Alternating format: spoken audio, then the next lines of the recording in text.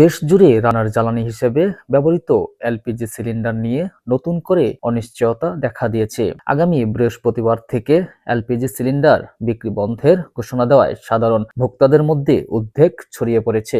LPG dealer ও ব্যবসায়ীদের একাংশের পক্ষ থেকে জানানো হয়েছে, সাম্প্রতিক সময়ে মূল্য সমন্বয়, কমিশন জটিলতা এবং সরবরাহ ব্যবস্থার বিভিন্ন সমস্যার কারণে তারা সাময়িকভাবে বিক্রি বন্ধ রাখার সিদ্ধান্ত নিয়েছেন। ভাই আমরা গ্যাস পাই না আজকে 5 দিন ধরে টোটালে কোনো গ্যাসই নেই। দোকান খোলা রাখছি ভাই, আমার অন্য অন্য আইটেম আছে, এই বেশি দামের জন্য কিন্তু আমরা দোকানটা মনে করেন গ্যাস পাইও না, আর চেষ্টাও করি না। খামাখা এলাকার ভিতরে মনে করেন যে আইন না, এলাকার ওনাদের সাথে তর্ক বিতর্ক ঝগড়া তো দরকার নেই। এতে করে শহর ও গ্রাম উভয় এলাকাতেই রান্নার গ্যাস সংকট আরো তীব্র হতে পারে বলে আশঙ্কা করা হচ্ছে।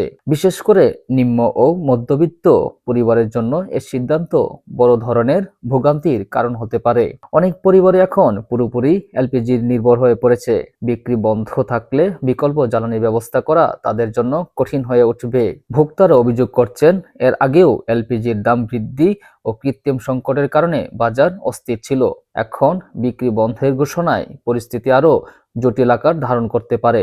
দুদিন ধরে আমাদের বাসায় গ্যাস নেই, আমরা খুব গ্যাস সংকটে ভুগছি। ঢাকাবাসী আমাদের বাসার পাশে একটা গ্যাসের দোকান আছে, ওখানে ফোন দিয়েছি যে দুদিন গ্যাস নেই আমাদের বাসায়। উনি বলে যে এই মুহূর্তে তো গ্যাস দেওয়া সম্ভব হচ্ছে না, হোটেলের জন্য গ্যাস দিতে হবে, সেজন্য কয়েকটা সিলিন্ডার আছে আর গ্যাসের দাম অনেক বাড়তি, সেই ক্ষেত্রে গ্যাসের দাম চাই হচ্ছে 2300 টাকা করে।